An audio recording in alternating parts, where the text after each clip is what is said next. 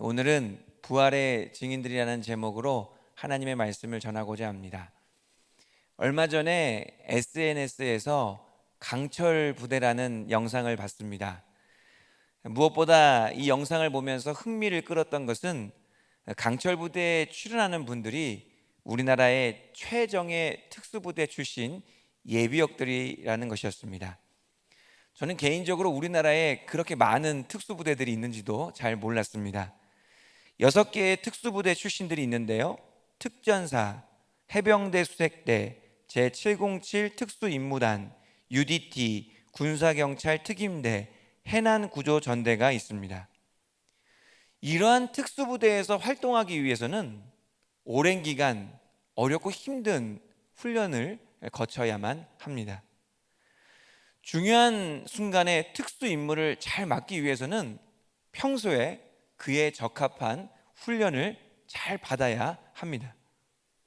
그러한 준비 기간 없이 중요한 임무를 성공적으로 감당해낼 수 없을 것입니다. 중요한 일일수록 반드시 준비하는 과정과 기간이 필요한 것입니다. 윈블던 테니스 대회는 영국에서 열리는 세계 4대 그랜드슬램 대회 중 하나입니다. 세계에서 가장 오랜 역사를 지닌 이 대회는 유일하게 그랜드슬램 대회 중 잔디 코트를 사용하는 대회로 알려져 있습니다. 윈블던 대회는 매년 6월 말에서 7월 초까지 딱 2주간 진행이 되는데요. 윈블던 테니스장은 1년 중에 이 2주 기간 동안만 사용된다고 합니다. 그렇다면 나머지 기간은 1년 내내 이 대회를 위해서 정성껏 잔디코트를 준비한다고 합니다. 최상의 상태인 이 테니스장을 2주간 사용하기 위해서 나머지 50주간 동안 이 테니스장을 관리하고 준비하는 것입니다. 이 이야기를 들으면서 중요한 일일수록 준비하는 과정과 기간이 반드시 필요하다는 것을 다시 한번 느낄 수 있었습니다. 오늘 말씀의 제목은 부활의 증인들이라고 했는데요. 우리가 부활의 증인으로 온전히 살아가기 위해서도 역시 준비하는 과정과 기간이 필요합니다. 이 땅에서 중요한 임무를 감당하기 위해서도 준비하는 기간과 훈련이 필요하다고 한다면 하물며 부활 전파라는 이 하늘의 막중한 임무를 감당하기 위해서는 얼마나 더 많은 준비와 훈련이 필요하겠습니까? 오늘 말씀해 보니까 부활하신 예수님께서 11제자에게 나타나십니다. 중요한 건 당시의 11제자는요, 아직 부활의 증인으로 살아갈 준비가 안 돼 있었다는 것입니다. 그들은 엠마오 길에서 부활하신 예수님을 만난 다른 제자들에게 분명히 부활의 소식을 들었어요. 그러나 그럼에도 불구하고 11제자는 아직 부활을 믿고 있지 않았습니다. 그들은 예수님의 부활 소식에 오히려 두려워하며 의심하고 있었습니다. 그렇다면 11제자가 부활의 증인으로 살아나기 위해서 어떤 준비의 과정이 필요할까요? 부활하신 예수님께서는 두려워하며 의심하는 11제자에게 나타나셔서 그들을 만나주시며 그들을 부활의 증인으로 부르시고 세우고자 하십니다. 예수님께서 제자들을 어떻게 준비시켰는지, 그리고 또 어떻게 그들을 부활의 증인으로 세우셨는지 오늘 말씀을 통해 함께 살펴보기를 원합니다. 또한 말씀을 듣고 깨닫는 가운데 저희들도 부활의 증인으로 온전히 준비되어지고 또한 부활의 증인으로 살아가기로 결단할 수 있는 은혜가 있기를 간절히 바랍니다. 36절 말씀해 보니까요, 부활하신 예수님께서 11제자들에게 나타나셔서 제일 먼저 샬롬을 전합니다. 너희에게 평강이 있을지어다. 두려운 마음 가운데 있는 제자들을 향하여 주님께서 가장 처음에 하신 말씀이 평강이 있을지어다입니다. 그들은 눈앞에 보이는 것이 예수님의 영이라고 의심했고 도저히 그들의 마음속에는 평강이 이루어지지 않았습니다. 열한 제자들은 직접 부활하신 주님을 만났지만 여전히 부활하신 주님을 믿지 못하고 있습니다. 그들은 아직 부활의 증인으로 살 준비가 안 돼 있는 것이죠. 그런 제자들에게 부활하신 예수님께서는 자신의 못자국 난 손과 못자국 난 발을 보이시고 또 자신도 만지시게 하시면서 음식도 함께 드셨습니다. 그러면서 예수님께서는 이 제자들의 두려운 마음, 제자들의 지금 의심하는 마음을 진정시켜 주시고 계시는 것입니다. 그리고 본격적으로 그들을 부활의 증인으로 세우고자 하십니다. 우리 부활하신 예수님께서 11제자를 부활의 증인으로 세우고자 하신 첫 번째 행동이 있습니다. 45절 말씀에 있는데요, 우리 45절 말씀 함께 읽어보겠습니다. 시작. 이에 그들의 마음을 열어 성경을 깨닫게 하시고. 부활하신 예수님께서는요 11제자들의 마음을 여시고 그들에게 성경을 깨닫게 하셨습니다. 여기서 성경은 아직 신약 성경이 없었기 때문에 당연히 구약 성경을 말하고 있습니다. 다시 말해 부활하신 예수님께서는 구약의 모세오경, 선지서, 시가서 등을 통해서 예수 그리스도의 부활을 확증해 주셨다는 것입니다. 11제자들은 이 구약 성경의 말씀을 통해 예수님의 부활을 확신하고 신뢰할 수 있게 되었다는 것입니다. 46절, 47절 말씀에서 이것을 좀 더 정확하게 말씀하시는데요, 우리 46절, 47절도 함께 읽어보겠습니다. 시작. 또 이르시되 이같이 그리스도가 고난을 받고 제3일에 죽은 자 가운데서 살아날 것과 또 그의 이름으로 죄사함을 받게 하는 회개가.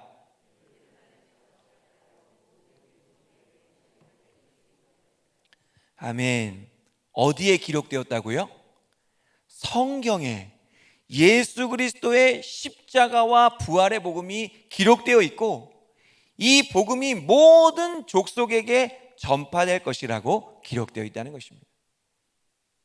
예수님의 이러한 말씀은 우리가 성경을 어떻게 보고 성경을 어떻게 읽어야 하는지, 왜 읽어야 하는지를 정확하게 짚어주고 계십니다. 우리가 성경을 읽는 이유는 삶의 교훈이나 멋있는 구절을 찾기 위함이 아닙니다. 내가 중요한 선택이나 결정을 할 때 나에게 좀 더 유익이 되는 결정이 무엇인가를 알기 위해 우리가 성경을 읽는 것이 아니라는 것입니다. 단순히 내 마음의 안식과 평안을 위해서만 성경을 읽는 것도 절대로 아닙니다. 성경을 읽을 때 가장 중요한 것, 그것은 바로 예수 그리스도를 깨닫는 것입니다. 성경을 통해 예수 그리스도의 십자가와 부활을 믿고 확신하는 것입니다. 이것이 성경을 읽고 깨달아야 하는 가장 중요한 목적이라고 우리 주님께서 가르쳐 주신 것입니다. 종교개혁자 루터는요 성경에 대해 이렇게 이야기했습니다. 성경은 그 속에 예수 그리스도가 누워 계신 말구유이다. 루터는요 이 성경이 예수 그리스도를 감싸고 있던 말구유나 강보처럼 예수 그리스도를 온전히 드러낸다고 이렇게 이야기했습니다. 그래서 루터는요 구약 성경은 오실 그리스도를 증거하고 신약 성경은 오신 그리스도를 증거한다 이렇게 얘기했습니다. 루터에 의하면 우리는 이 성경 말씀 속에서 예수 그리스도를 발견해야 되고 예수 그리스도를 깨달아야 하며 예수 그리스도를 만나야 한다는 것입니다. 부활하신 예수님께서 11제자들을 직접 만나 주셨지만 지금 이 시대를 살아가는 저희들을 직접 만나 주실 수는 없을 것입니다. 그렇다면 예수님의 부활 사건이 약 2000년 정도 지난 지금 우리는 어떻게 부활하신 예수 그리스도를 만나고 그를 확신할 수 있을까요? 바로 성경 말씀입니다. 부활하신 예수님께서 11제자들의 마음을 여시고 성경을 깨닫게 하시며 주님의 십자가와 부활을 확신하게 하셨듯이 저희들도 마음이 열리고 성경 말씀을 깨닫는 것을 통해 예수 그리스도의 십자가와 부활을 확신해야만 하는 것입니다. 그것이 바로 부활의 증인으로 세워지는 첫 번째 과정이라는 거예요. 부활의 증인이라고 한다면 부활하신 예수님에 대한 믿음이 있어야죠. 그런데 그 믿음은 어디에서 생겨납니까? 믿음은 자기 확신이나 자기 체면이 아닙니다. 믿음은 말씀에서 흘러나오는 줄로 믿으시기 바랍니다.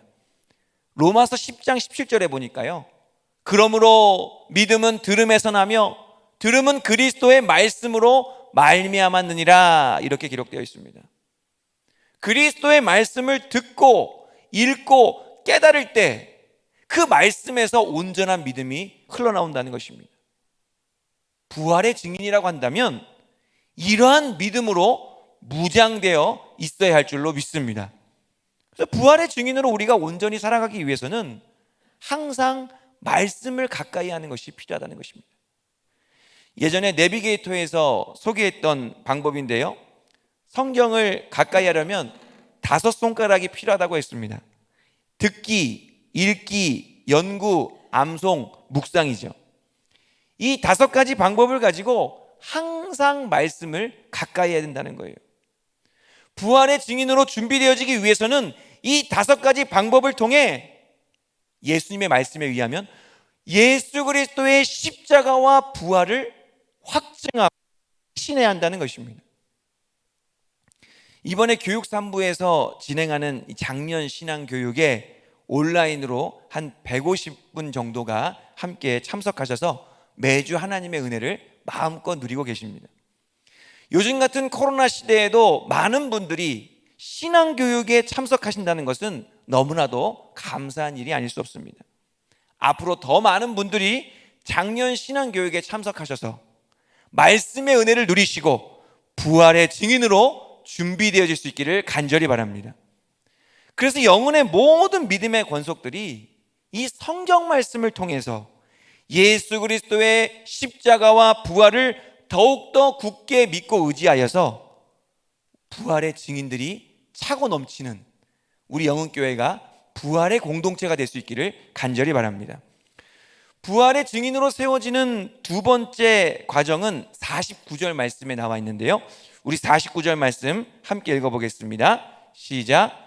볼지어다 내가 내 아버지께서 약속하신 것을 너희에게 보내리니 너희는 위로부터 능력으로 입혀질 때까지 이 성에 머물라 하시니라.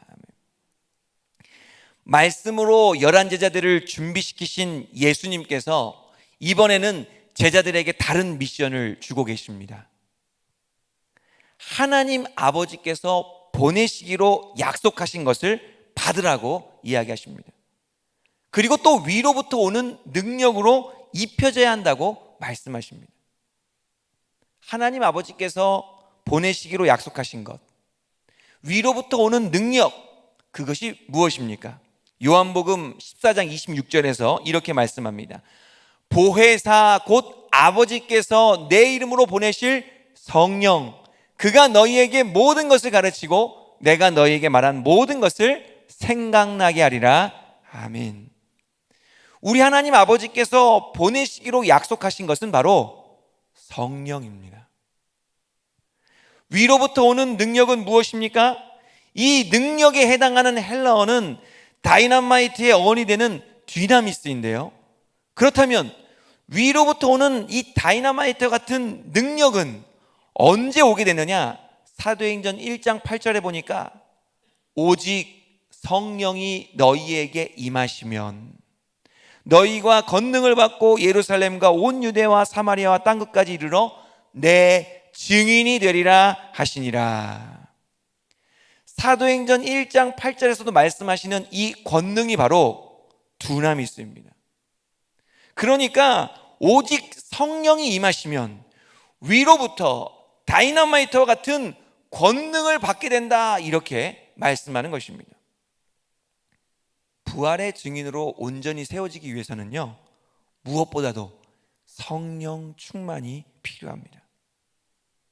왜 성령 충만이 필요하느냐? 이 부분이 중요한데요, 부활하신 예수님께서는 지금 어디에 계신가요? 사도신경의 고백에 따르면 이렇습니다. 본디오 빌라도에게 고난을 받아 십자가에 못 박혀 죽으시고 장사된 지 사흘 만에 죽은 자 가운데서 다시 살아나셨으며, 여기부터가 중요한데요, 하늘에 오르시어 전능하신 아버지 하나님 우편에 앉아 계시다가 거기로부터 살아있는 자와 죽은 자를 심판하러 오십니다. 저희가 매주마다 사도신경을 이렇게 고백하죠. 이 사도신경의 고백에 따르면 부활하신 예수님께서는 지금 하늘에 올라가 계신다는 거예요. 하늘에 오르시어 전능하신 아버지 하나님 우편에 앉아 계신다, 이렇게 고백하고 있습니다. 부활하신 예수님께서는 약 2000년 전에 승천하셔서 지금 이 땅에는 안 계십니다. 그런데 이 하늘에 계시는 부활하신 예수님께서 우리에게 무엇을 보내주시겠다 말씀하셨습니까? 또 다른 보혜사 성령 하나님을 보내주시겠다라고 말씀하셨습니다. 그래서 지금 하늘에 계시는 그 부활하신 예수님께서는 바로 성령으로, 성령 하나님의 역사로 우리와 함께하는 줄로 믿으시기 바랍니다. 그래서요, 성령 충만하면 부활하신 예수님의 임재를 강하게 느낄 수 있다는 거예요. 성령 충만하면 성령을 통해 부활하신 예수님께서 지금 나와 함께하고 있음을 온전히 믿게 된다는 것입니다. 그래서 성령 충만이 중요한 것입니다. 그래서 부활의 증인으로 우리가 온전히 세워지기 위해서는 성령 충만을 통해 부활하신 예수님을 만나야 합니다. 성령 충만을 통해 하늘로부터 오는 권능을 받아야 한다는 것입니다. 성령의 충만함을 받으면 이렇게 부활의 증인으로 살아갈 준비가 되는 것입니다. 그래서 우리는 항상 날마다 성령의 충만함을 위하여 기도해야 됩니다. 누가복음 11장 13절에서는요, 하나님 아버지께 이렇게 기도하라고 이야기하고 있습니다. 너희가 악할지라도 좋은 것을 자식에게 줄 줄 알거든 하물며 너희 하늘 아버지께서 구하는 자에게 성령을 주시지 않겠느냐. 성령 충만함을 구하는 사람은 이제는 부활하신 예수님을 모시고 살아가겠습니다 라고 결단하는 사람이에요. 성령 충만을 구하는 사람은 이제부터는 나의 힘과 능력이 아닌 위로부터 오는 권능으로 살아가겠습니다 라고 결단하는 사람입니다. 성령 충만을 구하는 사람은 이제는 전과 같이 살지 않고 부활의 증인으로 살아가겠습니다 라고 다짐하는 사람이라는 것입니다. 사도행전 2장에 보니까요, 오순절 성령 강림 사건이 나옵니다. 성령님께서 강림하시고 120 문도가 다 성령의 충만함을 받아요. 그랬더니 가장 먼저 일어난 역사가 이제 방언이죠. 그런데 그들이 성령의 말하게 하심을 따라 방언을 냈다, 이렇게 되어 있습니다. 그런데 그들이 방언으로 말했다는 것보다 더 중요한 것은 방언으로 무엇을 말했냐는 거예요. 무엇을 방언으로 말했냐가 중요한 것이죠. 그들은 방언으로 하나님의 큰일, 하나님의 크신 계획을 말했습니다. 성령 충만하면 어떤 역사가 일어나요? 하나님의 크신 계획을 증거하는 역사가 나타난다는 거예요. 입술로 증거하게 되는 거죠. 성령의 충만함을 함께 받았던 베드로를 보면 이를 다시 확인할 수 있는데요, 베드로가 성령의 충만함을 받자마자 오순절 설교를 합니다. 그랬더니 3,000명이 주님 앞에 돌아오게 되는 역사가 납니다. 베드로가 성령 충만해지니까 그는 담대하게 자신의 입을 열어 복음을 전하고 부활하신 예수 그리스도를 증언했습니다. 성령 충만해지면 부활의 증인으로 살아가게 된다는 것이에요. 그래서 예수님께서는 11 제자들에게 성령의 충만함을 받아 위로부터 능력으로 입혀져야 부활의 증인으로 살아갈 수 있다, 이렇게 말씀하신 것입니다. 성령 충만해지면요, 입술로만 주님의 부활을 증거하는 것이 아닙니다. 삶으로도 주님의 부활을 증언하게 됩니다. 성령의 충만함을 받은 사람들이 막 방언으로 하나님의 큰 일을 말하니까 듣던 사람들이 조롱하고 그들에게 술 취했다라고 비난합니다. 성령 충만해지면 예수님처럼 조롱과 희롱 속에서도 침묵으로 의연하게 대처하는 것이죠. 옛날 같으면 옛사람이 튀어나오고 이에는 이, 눈에는 눈 하면서 강하게 맞섰을 터인데 성령 충만한 사람은 이러한 것들을 의연하게 넘어간다는 거예요. 또한 성령 충만한 사람들은요, 물건을 통용하고 마음을 같이하며 모이기에 힘씁니다. 주변 사람들과 함께 행복하게 지내고 삶으로 하나님을 온전히 예배한다는 거예요. 그뿐만이 아닙니다. 성령 충만해지면 부활하신 예수님의 이름을 위하여 능욕받는 일에 합당히 여김을 기뻐한다, 이렇게 이야기하고 있습니다. 성령 충만해지면 입술로 또한 삶으로 부활의 주님을 증언하게 되는 것입니다. 말씀을 정리하겠습니다. 부활하신 예수님께서는요, 두려워하며 의심하는 제자들을 부활의 증인으로 세우길 원하셨습니다. 그래서 그들을 말씀으로 깨닫게 하시려고 했고 성령의 충만함을 받게 하시려 했습니다. 제자들은 말씀을 통해 부활하신 예수 그리스도를 확증할 수 있었고 성령의 충만함을 통해 부활하신 예수 그리스도의 임재를 경험할 수 있었습니다. 그로 인해 그들은 부활하신 예수 그리스도를 확신하는, 부활하신 예수 그리스도를 증거하는 부활의 증인으로 살아가게 된 것입니다. 이렇게 부활의 증인으로 세우는 과정은 2000년이 지난 지금도 동일합니다. 우리는 날마다 말씀을 통해 부활하신 예수 그리스도를 확증해야 돼요. 예수 그리스도의 십자가와 부활이 하나님께서 너무나도 사랑하시는 나를 위한 일임을 성경에서 배우고 굳게 붙잡아야 됩니다. 그리고 날마다 성령의 충만함을 구해야 됩니다. 그래서 성령으로 부활하신 예수 그리스도와 동행해야 한다는 것이죠. 부활하신 예수 그리스도의 인도함을 받고 부활하신 예수 그리스도와 함께 주의 일들을 감당해야 된다는 것입니다. 그래야 오늘 살아가는 우리도 부활의 증인이 될 수 있을 줄로 믿습니다. 요즘 코로나가 다시 기승을 부리고 있는데요, 두려움과 의심에 가득 차 있던 제자들이 부활의 증인으로 살아가게 되었던 것처럼 우리도 어떻게 하면 부활의 증인으로 살아갈 수 있겠습니까? 하루하루 말씀을 가까이 하며 말씀을 깨닫는 것에 우리가 힘을 써야 될 줄로 믿습니다. 하루하루 쉬지 않고 기도하며 성령의 충만함을 간구해야 될 줄로 믿습니다. 그렇게 말씀을 깨닫고 그렇게 간절히 기도하여도 지금 당장 내 눈앞에는 아무런 변화가 없는 것 같이 보인다 할지라도 그렇게 하루하루 말씀과 기도로 살아가는 중에 저희들이 부활의 증인으로 준비되어지는 줄로 믿습니다. 그리고 준비되어진 부활의 증인들을 우리 하나님께서 반드시 하나님의 뜻을 위해 사용해 주실 줄로 믿습니다.